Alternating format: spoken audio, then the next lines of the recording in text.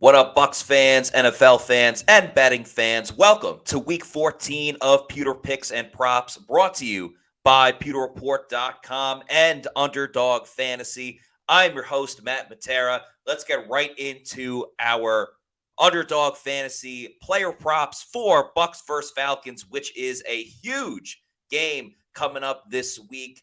First place is on the line, especially for the Bucs. They got to win because if they lose, they will essentially be 3 games behind the Falcons in the division. It would really be 2, but they'd also wouldn't have the tiebreaker, so it becomes 3. So they're essentially out of the playoff race if they don't win this game. If you want to play at Underdog Fantasy before I get into my picks, you can do so. Use the promo code Pewter, that's Pewter. You pick at least 1 player from each team, so at least 2. You can go all the way up to 5 and win all the way up to 20 times your money. You just pick on certain things such as over or higher or lower on receiving yards or passing yards or touchdowns for some of your favorite players. So make sure you check out Underdog Fantasy. Use that promo code Pewter, Pewter, and get a first deposit bonus playing at Underdog Fantasy. I have 4 player props for Bucs versus Falcons. Then I'll get into my pick for the over-under and which team I'm picking in the game. And I have 3 other NFL games on the slate as well. Starting with the player props. This man is returning back to the lineup for the Buccaneers on Sunday. Lavonte David, I am picking higher than 8.5 tackles and assisted tackles. Lavonte David is a tackling machine when he is in the lineup. He's going to be well rested because he's had 2 weeks off. He's had multiple games this season where he gets 9, 10, 11, 12 tackles. He was leading the team in tackles up until him getting injured. You know the Falcons are going to want to run the football a ton. So that means Servase Dennis, you're going to be lucky that you got Lavonte David in there because when Servase Dennis played there last time, he was with Devin White. Devin is a bit of a liability. Not the case with Lavonte David. Lavonte will clean up a lot of mistakes and rack up the tackles. So higher on 8.5 tackles for Lavonte David. Next up, a lot of controversy around him this week with Chris Godwin and his wife posting stuff on Instagram about Todd Bowles, about Todd being incorrect about the snap usage for Chris Godwin, of course, I'm talking about. I think they're going to force feed the football to Chris Godwin this week to right some of the wrongs. He did not have a catch last game. He did score a touchdown. So I think he's going to get multiple targets. I'll take higher on 48.5 receiving yards. If the Falcons are going to try to double team Mike or take Mike out of the game, someone else has to step up. I think Chris Godwin will be that guy. And given all the drama, they're going to want to get him involved early. So I'll take 48.5 receiving yards higher for Chris Godwin. On the Falcons side of things, Bijan Robinson taking higher than 96.5 rushing and receiving yards. My point / reasoning for it, Bijan Robinson didn't play in the first game against the Bucs. I mean, he did. He had 1 rushing attempt. It was like the only time that he was on the field for that game. Falcon said he was sick. Maybe he was just in the doghouse, but clearly he's not in the doghouse anymore. I'm kind of picking this just because he's an exciting player to watch, and I think he can really pop off. And again, trying to take advantage of a rookie inside linebacker in there. The Bucs allowed 100 rushing yards to Jonathan Taylor last 2 weeks ago. The Panthers ran it pretty well against the Bucs. I get that Lavonte David is back, but they're going to get him involved in the passing game a little bit. I'll take higher for Bijan Robinson. And last but not least, Desmond Ridder, lower than 13.5 rushing yards. Falcons are going to want to run the football, and I'm going to believe in the Bucs pass rush a little bit to either get pressure on him where he has to throw the ball away or at least not let him get outside of the pocket. He was able to scramble for a little bit against the Bucs last time around. I think this time he's either going to hit the open receiver or get rid of the football and, of course, run the football a ton. So I'll take the lower on Desmond Ridder. So 4 player props in this game. If you want to use it, you can do all 4. You can pick a couple. You could do a separate parlay with it as well. And, of course, use it on Underdog Fantasy. So, moving over to the Bucs Falcons game. This is taking place in Atlanta. The Falcons are a 1.5 point favorite, and the over is 41. I think the Falcons are going to win this game just because the Bucs get in their way a little bit too much. -1.5 is essentially saying just pick this team to win. I know last time Falcons won by 3. That was in Tampa Bay. Came down to the wire with a last-second field goal. But let's also remember that game. The Falcons with Desmond Ridder. I know they went to Heineke. They went to Heineke, and now he's injured or whatever's going on there. They're back with Desmond Ridder.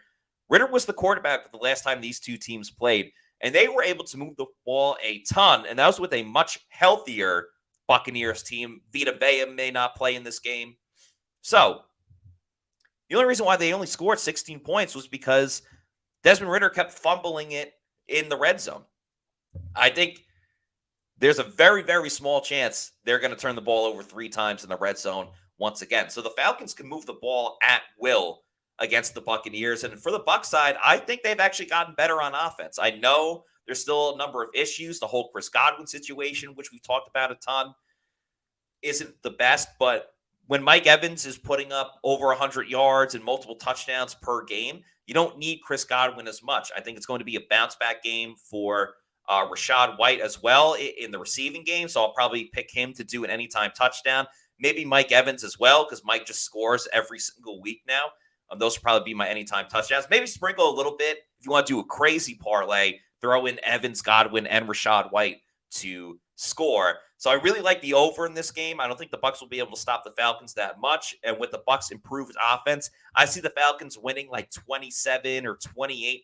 I think there's going to be multiple touchdowns, pretty high-scoring game in the Dome. Bucs are injured on defense, even without Devin White, who's a good blitzer.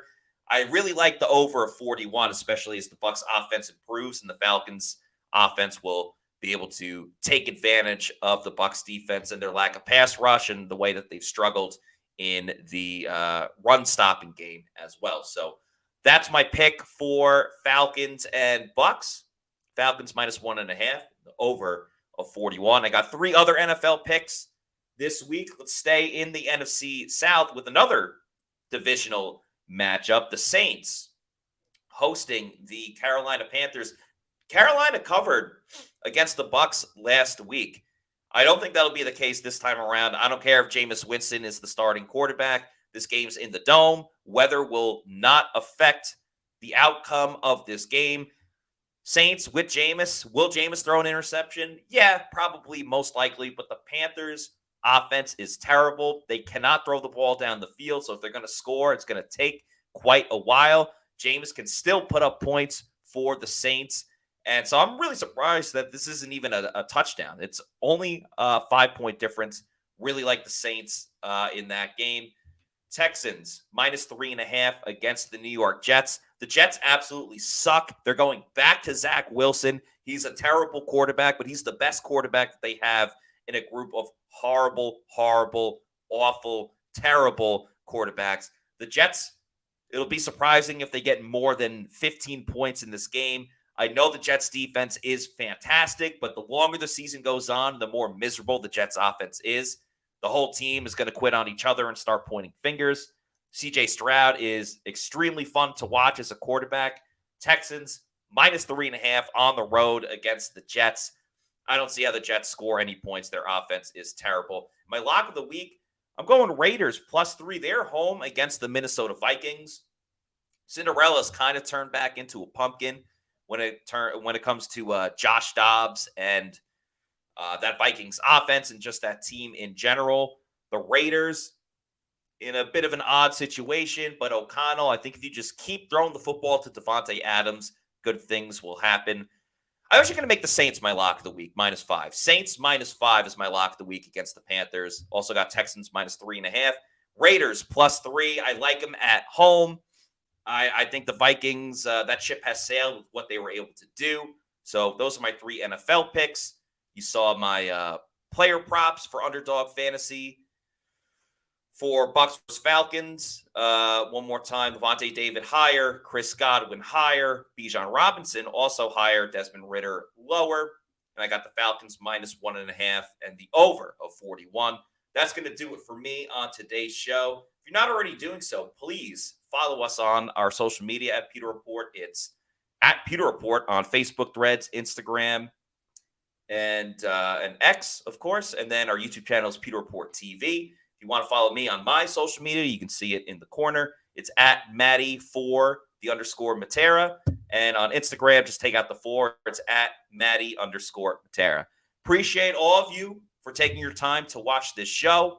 Hope my picks are right. They've been mostly correct this season. If you bet on all of my picks, you'd be up money right now. So good luck to everybody. Let's win some more money this week, shall we? Let's do it. Peace out.